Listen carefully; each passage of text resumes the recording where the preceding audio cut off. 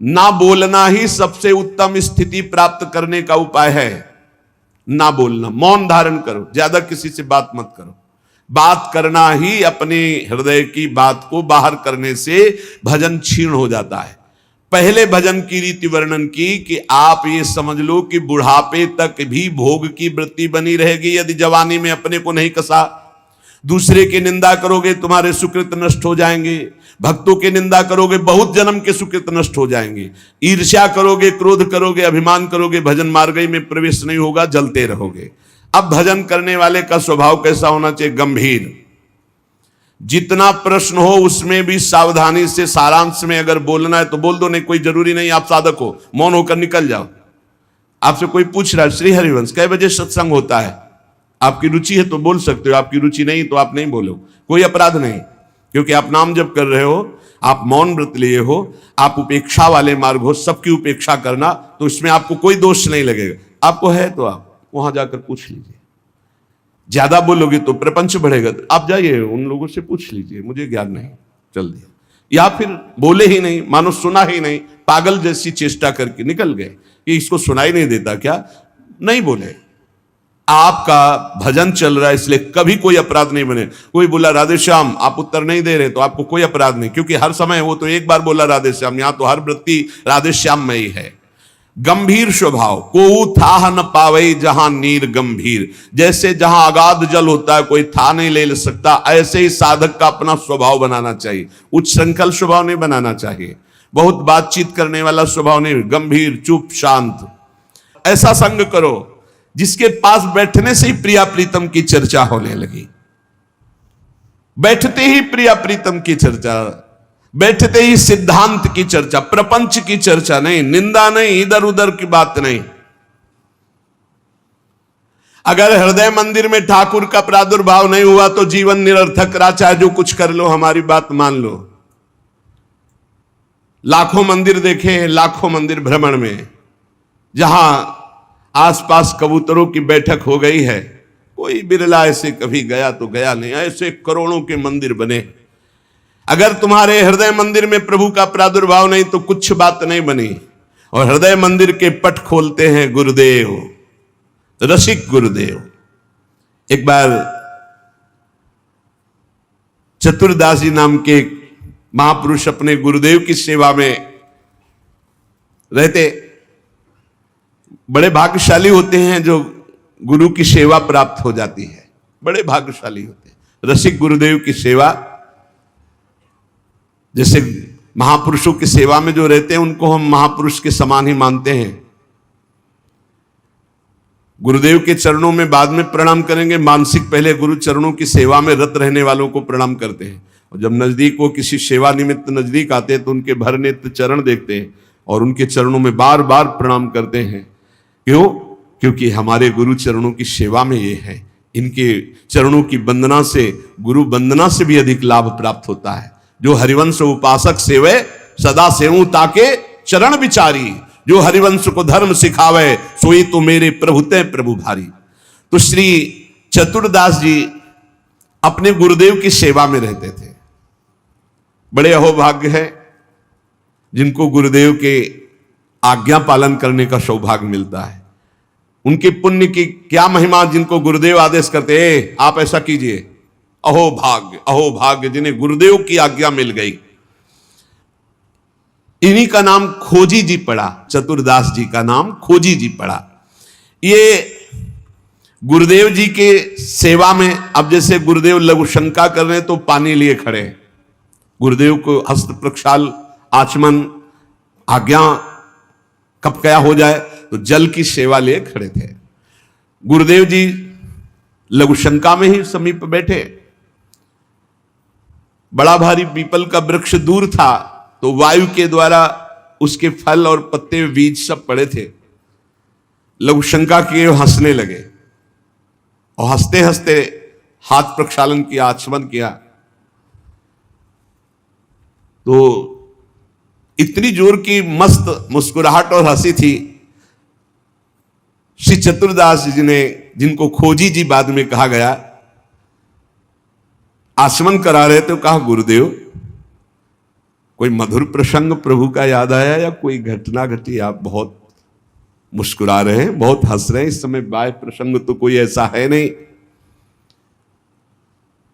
कहा तू कैसा शिष्य है रे, सेवा में रहता हुआ मेरी हंसी का कारण नहीं जान पाया? मैं क्यों हंसा इतना भी तुझे ज्ञान नहीं, और मेरी सेवा में रहता है? कैसा शिष्य है जो गुरु के मन की बात न जान पावे, गुरु के इशारे के, गुरु के मनोभाव को न जान पावे, वो शिष्य ही क्या? चलो सेवा छोड़ो, मैं क्यों हंसा इसकी खोज करके आओ। अब बताओ, गुरुजनों के प्रति सेवा कर बहुत कठिन है, बहुत कठिन है। यहां कहा कि छोड़ो सेवा, मैं क्यों हंसा ये बताओ, आके खोज करो। अब गुरु आ गया, तुम्हारी बुद्धि अब सेवा के अधिकारी नहीं यदि तुम ये नहीं जान सकते मैं क्यों हंसा। हंसे गुरु जी और फंसे चेला जी।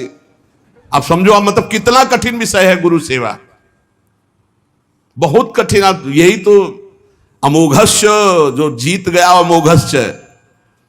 तुम्हारी बुद्धि विवेक रहित है।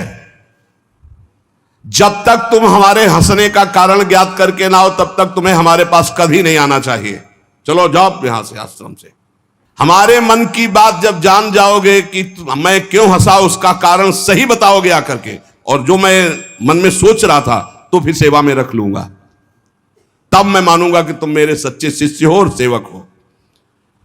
साष्टांग दंडवत किया, जो आज्ञा गुरुदेव।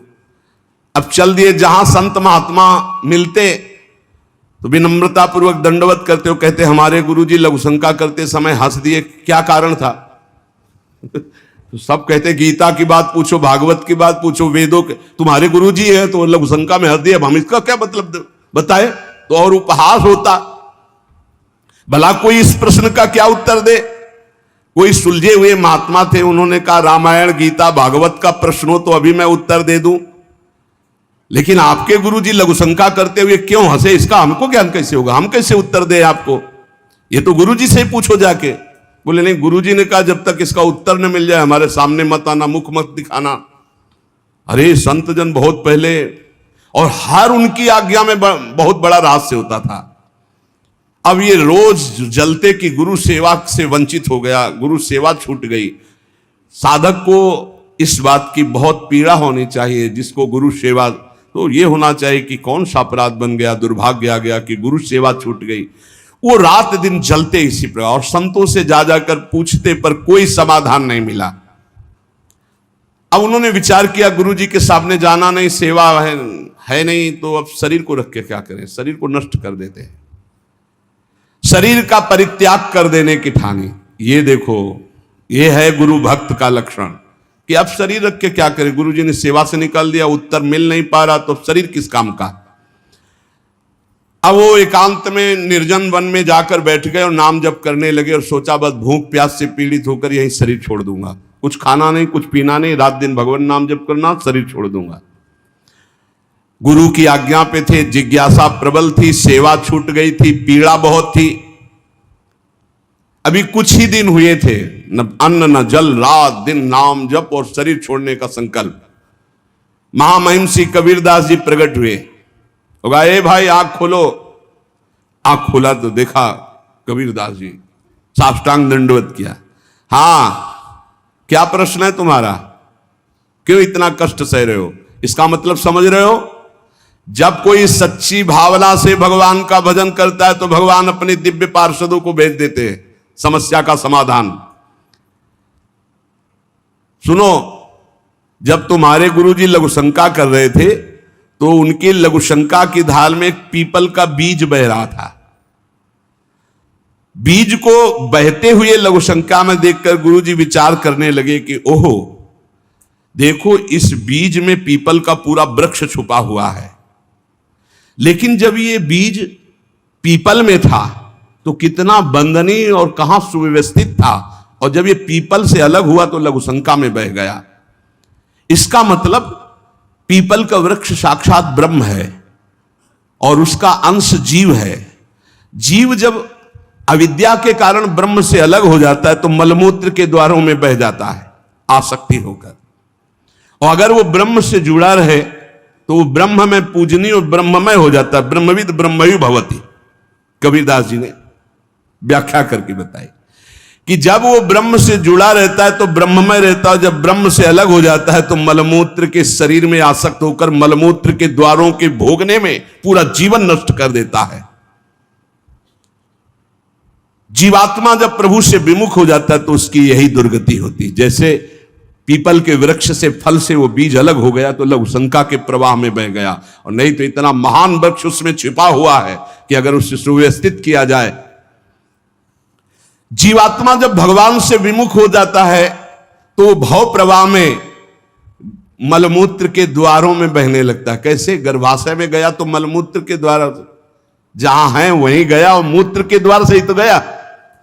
जीवात्मा का सृजन कैसे हुआ? मूत्र द्वार से ही हुआ। और है कहां? गर्भाशय के आसपास मलाश्रय, मूत्राश्रय। जीव जबते हरिते बिलगान्यो तबते देह गेह निज जान्यो, माया बस स्वरूप बिसरायो, तेहि भ्रमते दारुण दुख पायो। जैसे बीज में वृक्ष तथा वृक्ष में बीज मूल रूप से विद्यमान है, उसी प्रकार से परमात्मा समस्त जगत में और जगत में परमात्मा विराजमान है। परमात्मा में सारा जगत और जगत में परमात्मा विराजमान है। पर जब जीव भगवान से विमुख हो जाता है तो ऐसे ही मलमूत्र के द्वारों में भटकता रहता है। अरे मेरे गुरुजी के हंसने का इतना गूढ़ रहस्य! खोजी जी का संशय मिट गया और गुरुदेव के पास आए, साष्टांग दंडवत किया। उनका उत्तर कहा, गुरुदेव महामहिम श्री कबीरदास जी ने ऐसा ऐसा ऐसा बताया। गुरुदेव पुनः मुस्कुराए और कहा, एक प्रश्न ने तुम्हें सिद्ध बना दिया, क्योंकि सिद्ध महापुरुष का दर्शन सिद्ध ही बना देता है। अब आज से तुम हमारे समान सिद्ध हो गए हो। अब तुम आज से हमारे मन की सारी बातें जान लोगे। शिष्य के मन की बात जान लेना तो हर सिद्ध पुरुष का, लेकिन अपने गुरु के मन की बात जान लेना ये बहुत बड़ी बात होती है। कुछ समय बाद खोजीजू के गुरु हरि भावना प्रवीण महा, देह अंत समय बांधी घंटा सो प्रमानिए, पावे प्रभु जब तब बाजी उठे जानो यही, पाए पैन बाजी बड़ी चिंता मन आनिए, तन त्याग बेर नहीं हुती फेरी पाछे आए, वाही ठोर पौड़ी देखो आम पक्यो मानिए, तोरिता के टूक किए छोटो एक जंतु मध्य गयो सो बिलाए, बाजी उठो जग जानिए। खोजी जी की बड़ी महिमा प्रकाशित हुई। गुरु भक्त थे। आज तक किसी को कहीं भी अगर विशेष कृपा प्राप्त हुई तो गुरुदेव के बल से। खोजी जी के गुरुदेव का जब अंतिम समय आया, भगवत चिंतन परायण रहते थे, उन्होंने एक घंटा बांध दिया और कहा, जब मेरा मोक्ष हो जाएगा तो घंटा बज जाएगा, जब मेरा भगवत मिलन हो जाएगा तो घंटा बज जाएगा। शिष्यों से कहा, घंटा स्वयं बजेगा जब मेरा शरीर छूटेगा, भगवत प्राप्ति होगी। परंतु आश्चर्य हुआ, गुरुजी का शरीर तो छूट गया पर घंटा नहीं बजा। सब जितने और शिष्य थे बहुत चिंता में हो गए कि क्या गुरुजी की गति नहीं हुई।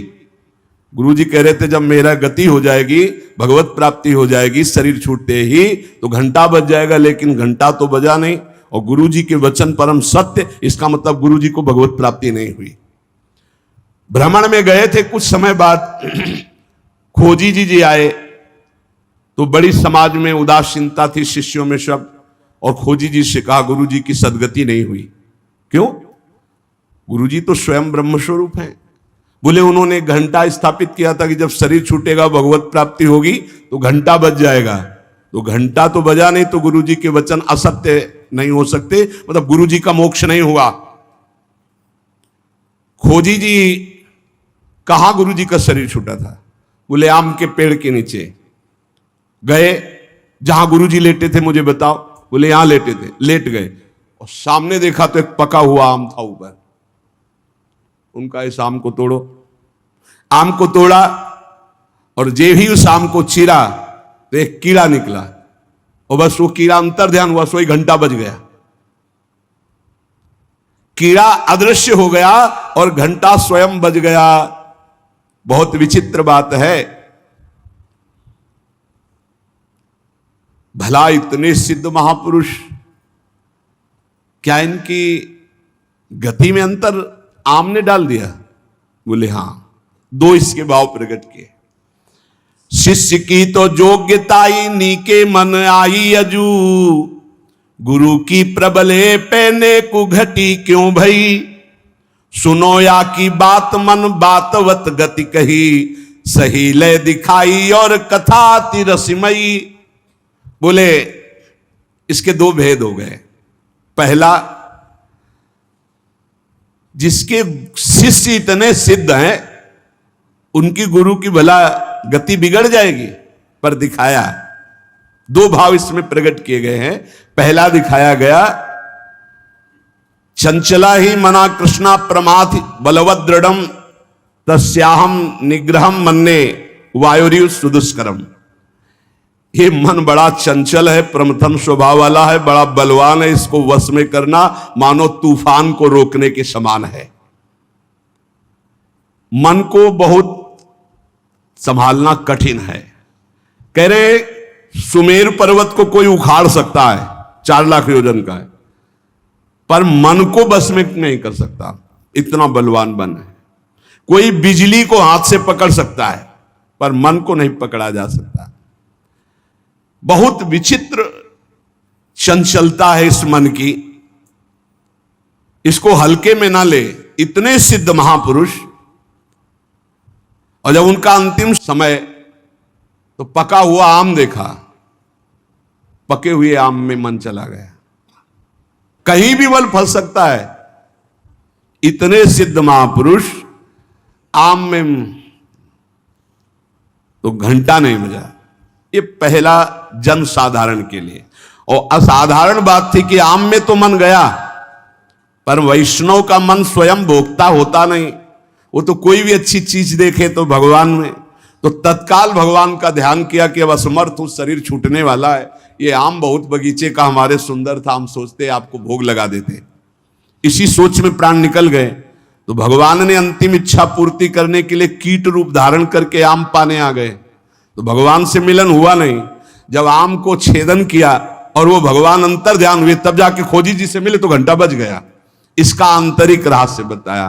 तो यहां यह बताया गया कि मन बड़ा चंचल है। भगवत प्राप्ति करने वाले उपासक को कहीं भी अपने मन की वृत्ति ना अटक जाए, इसमें अंतिम तक सावधान रखना है। अंतिम तक कभी भी फंस सकती है। और दूसरी बात है, जिसका स्वभाव बन गया है हर वस्तु हर व्यक्ति में भगवान का दर्शन, भगवान को समर्पण, तो उसकी दुर्गति नहीं हो सकती।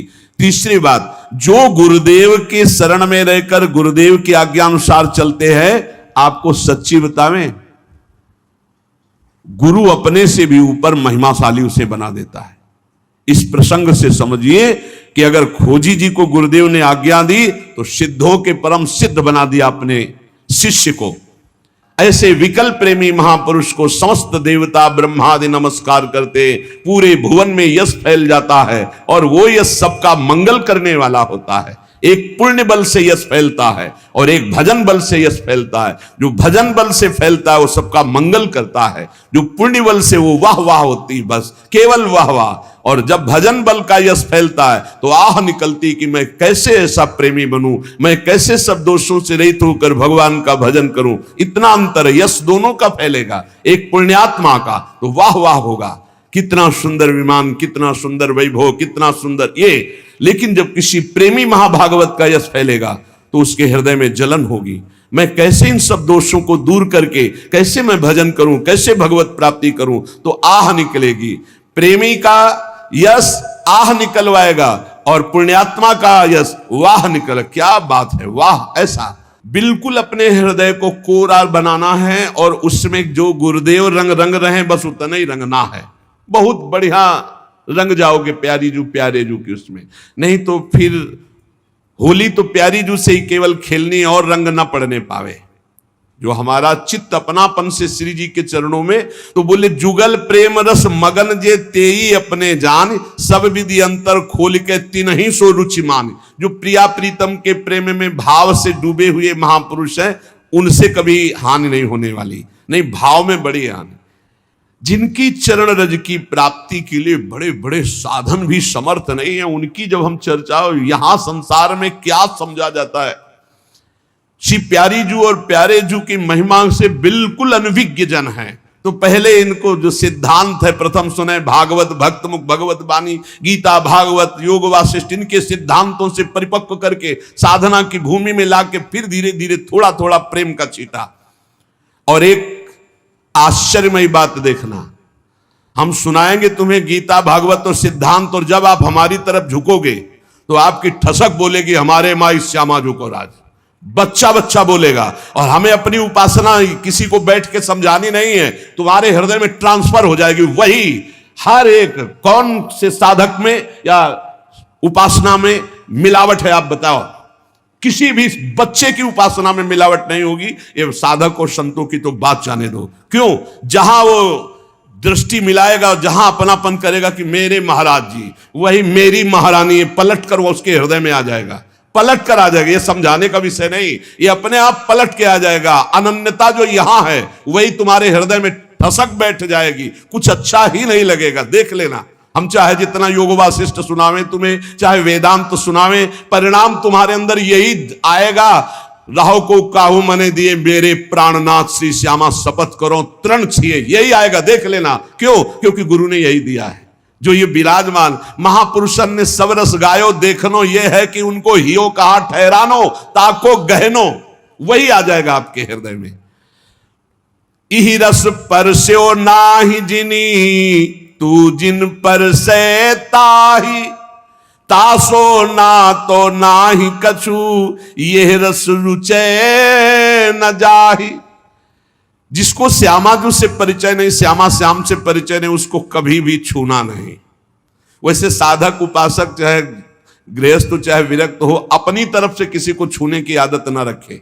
छू के बात करना या ऐसे कि अपनी तरफ से ना करे, कोई टच हो जाए वो बात अलग है, कोई ऐसे छू ले उसे नहीं छूना।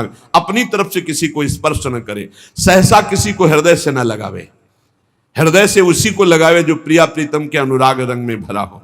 हमने देखा है पूज्य महापुरुषों को, एक आए थे, उन्होंने ऐसे किया, वो 2 कदम पीछे हट गए, फिर आगे वो बढ़े, ऐसे फिर पीछे हट गए। पूछा ऐसा क्यों किया, आप गले क्यों नहीं लग रहे? तो उत्तर जानते हो क्या था? हम इसके योग्य नहीं। ऐसी चतुराई से, ऐसी प्रवीणता से मारा कि उनको क्षोभ भी नहीं हुआ और आप अपने को बचा लिया। बोले हम इसके योग्य नहीं। कहां आप? और बोले नहीं, बोले नहीं, पीछे हटते चले गए। गजब का मतलब यही तो है, 64 कला प्रवीण तदपि भोरी। कैसी उनके हृदय में क्षोभ नहीं हुआ, उनका मैं योग्य नहीं हूं आपके इस, बस तिनको प्रश्न कीजिए, मना है, क्योंकि परमाणु होते हैं शरीरों में। अगर हम रसिक महापुरुषों के तो कैसे कैसे तुम्हें अनुभव बताएं, बहुत दिव्य परमाणु होते हैं। संग सोई जाके मिले, भूले गृह व्यवहार, तिहि छिन आवे हिये में, अद्भुत जुगल बिहार। बड़े परमहंस प्रिया प्रीतम के अनुराग में डूबे हुए जो रसिक जन है, बोले इनके संग का प्रभाव घर परिवार जितना भी संसारिक राग है, इस राग को मिटा करके प्रिया प्रीतम के अनुराग में स्थित कर दे, उसे ही सत्संग कहते हैं, उसे ही रसिकों का संग कहते हैं। ये बहुत दुर्लभ है रसिकों का संग। भगवत रसिक, रसिक की बातें रसिक बिना को समझ सके ना। और आप जहां बैठे हो, ये रसिक शेखरों की भूमि है। वृंदावन ये रसिक शेखरों की भूमि है। जिनके देखे पुलक तन, रोमांचित हुए जाहि, सुनत मधुर तिनके बचन, नैन भरे जल आहि। धन्य है जो ऐसे रसिक मिल जाए, जिनके दर्शन मात्र से हृदय शीतल होने लगे, जिनके दर्शन मात्र से प्रपंच की अग्नि शांत होने लगे, हृदय शीतल होने लगे, और जिनके वचन सुनने पर आंसू आ जाए। बोले ऐसे रसिकों का संग। बड़ी कृपा होती है लाडली लाल की, तब रसिक संग मिलता है। भूमि में, आकाश में, अर्थात समस्त लोकों में ऐसे महापुरुष का बंधन होता है। ब्रह्मा आदि बड़े बड़े देवता ईश्वर कोटि के जब ऐसे प्रेमी को देखते हैं तो नमन करते हैं कि धन्य है इसका जीवन। भवेदिया कुत्रापि पृथ्वी स एकाचित यशा, आकाश में पृथ्वी में सर्वत्र उसका यश फैल जाता है। ये परम पावन यश सबको निष्पाप करके भगवत भक्ति प्रदान करने की सामर्थ्य रखता है। मम भक्ति युक्तो भुवनम पुनातु, लोक के लोक पावन कर देता है।